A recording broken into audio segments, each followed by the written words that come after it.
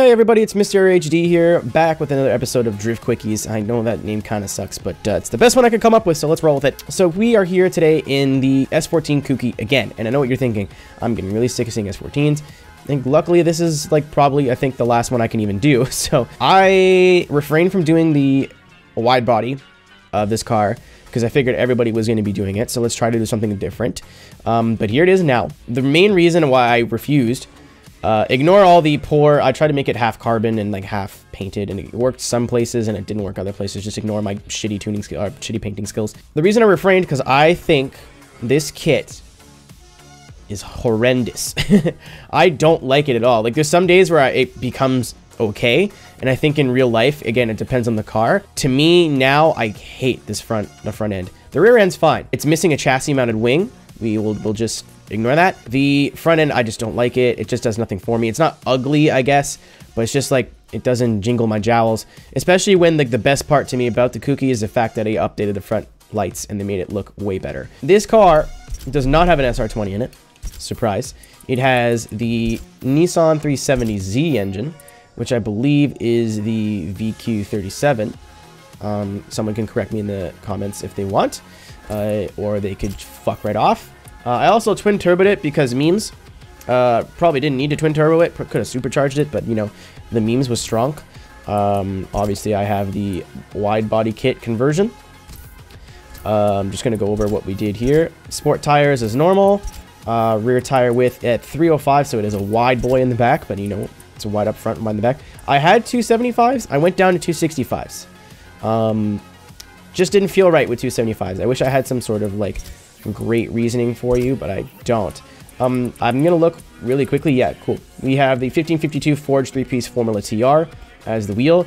Probably one of my favorite wheels in the game. It's a basket weave, but it's not super crazy like this thing that everyone uses for some reason that I don't like on like 99% of cars. I don't know, maybe I'm the weirdo, but I just don't think this wheel looks very good most of the time. It works on some stuff, but not on others. We got 18s front and rear. All race drivetrain, all race platform and handling. Again, I really shouldn't have to mention that, but a lot of people, after like 3 videos, people complain because they don't see the others. They're like, why doesn't he talk about that? But like, there you go. Race that, race that, race ignition, race exhaust, race sport camshafts, race valves, race displacement, race pistons, stock turbos because memes, stock intercooler. It says no intercooler, which I feel like is just a terrible idea, but you know, whatever. Stock oil and cooling, and then a race flywheel, which brings us to 655 horsepower. I wish I could see torque, but apparently tell me what tire compound I can run is more important. But 2,600 pounds, I'm gonna say 56, 2,600 pounds. So this thing is set up to be a beast, and believe me, it is. So the paint looks all right on this side, and then when I transferred it to this side, it just got all janky. So like, again, just pretend that doesn't exist. But here is the tune. Again, nothing really out of the ordinary. Gears are pretty high when you're on high speed. I was just on Dubai Mountain. I was just making sure the car, I liked the tune on a couple of different tracks, so I jumped in on points lobbies. 4th and 5th are going to be the gears that you want to use. Everywhere else, 3rd and 4th is normal. Again, nothing really out of the ordinary here. I turned down front caster a little bit more than normal because it just transitions so fast. I have it a little bit softer in the front just to try to get it to rotate a little bit more. It's even front and rear for ride height. Don't know why I did that, but I'm not changing it now because I'm not going to spoil it, but really like how the car handles. This is your rebound. Same thing normally with my brakes, just a little bit less braking force and shift it to the rear a little bit, and then 90-85 for the differential. So, as per normal, we're going to jump to Catalunya School, and we're going to do 6 laps, and I'll let you guys know what I think. Okie dokie. So, here we are. Catalunya School, this is what I'm using as my test track. Someone suggested Road Atlanta, but I really wanted like a full, complete track, and something that could be representative of a little bit of everything. Road Atlanta is just a little bit too tight. I wanted something for the points guys, but also some tighter corners for us tandem people. This car is fucked up good, by the way. You can just never look at it from the front, ever. I mean, some people don't like the back, but I kind of like the big diffuser look. What we said with the Holden, this has that plus speed. It's got a lot of horsepower, like I said, 655. That's quite a lot for a car that doesn't weigh that much. And then a 305, which is, again, a massive tire for an S chassis. I know you can have wider tires, but, like, anything wider than a 305, I think, is just overkill. And again, I'm going to have people tell me that whatever I'm saying about the car is wrong, but you can suck me boots. This thing, alright, that'll happen. This thing, to me, pulls such stupid angle without any loss of speed, without any sense of, like, oh no, I'm going to spin. This is, if I need to get rowdy on some people, like, if I'm in a points lobby and there's some guy who thinks he's good, this is the guy I pull out. Not because I think it's going to get more points than him, because I'm going to pull in front of him and do this. Let's pretend that I hit the inside clip.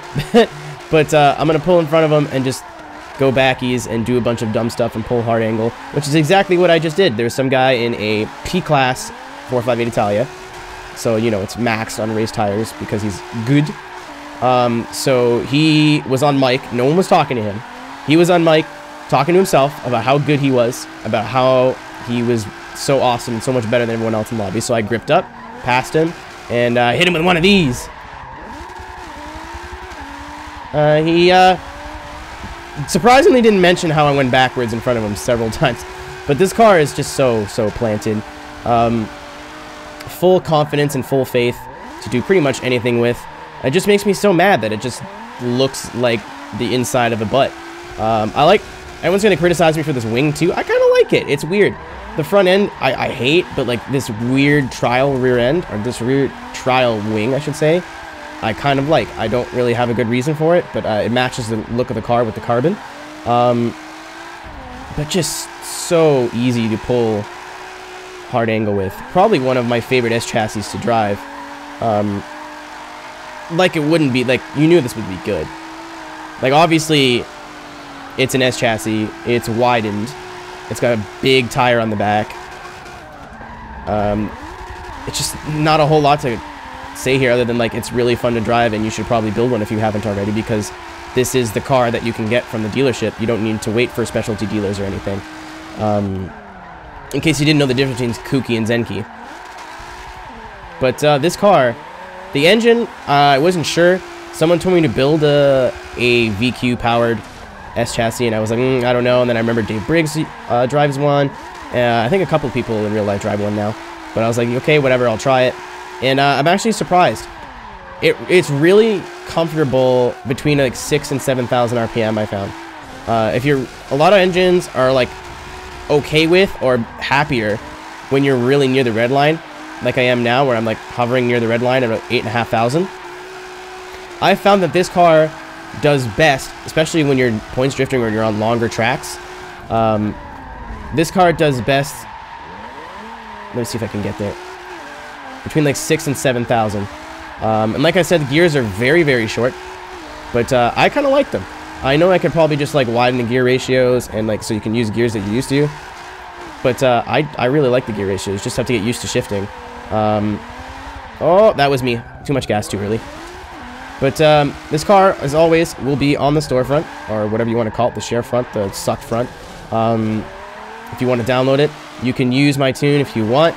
Just, you know, if someone says, hey man, where'd you get that cool S14 tune, I would appreciate say, hey, I copied off this guy, MrAeroHD, on the YouTube, so you should go check him out, instead of doing what you're probably going to do anyway and just go, oh, I tuned it myself.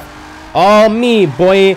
But yeah, if you like this kit, or you can get over how it looks, this car is really, really, really fun to drive, and I definitely recommend building one.